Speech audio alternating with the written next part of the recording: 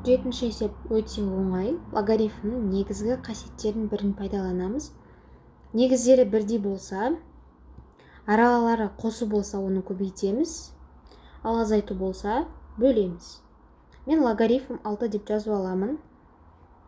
Яғни 2-нің 2 дәрежесі көбейтілген 3-тің 2 дәрежесіне көбейту керекпін мынаны, себебі арасы қосу. 2-нің 5 дәрежесі көбейтемін 3-тің 4 дәрежесін. И бөлемін 2-нің 3 дәрежесі көбейтілген 3-тің 2 дәрежесіне. Логарифм 6 жазамын. Мына жерде 2-нің 7 дәрежесі көбейтілген 3-тің 6 дәрежесі қалады. 2-нің 3 дәрежесі көбейтілген 3-тің 2 дәрежесі. Мен бұл жерде, яғни негіздері бірдей болса, дәреже көрсеткіштері қосылады. Арасы көбейту болса. Сондықтан мен 2-ге 5-ті қосып 7 деп жібердім.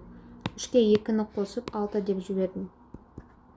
Енді дәреже негіздері бірдей болып, арасы бөлу болса, онда дәреже көрсеткіштері азайтылады. Логарифм 6 деймін. 2-ні жазамын. 7 дәрежеден 4 дәрежені азайтам. 3 дәрежені. 2-нің 4 дәрежесі.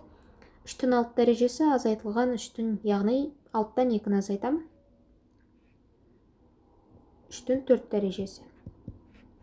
Енді бұл жерде дәрежелері бірдей, негіздері әртүрлі болса, дәрежелері өз күйінше қалып, негіздері көбейтіледі. 4 қалады да, 3 пен 2-ні көбейтесіздер.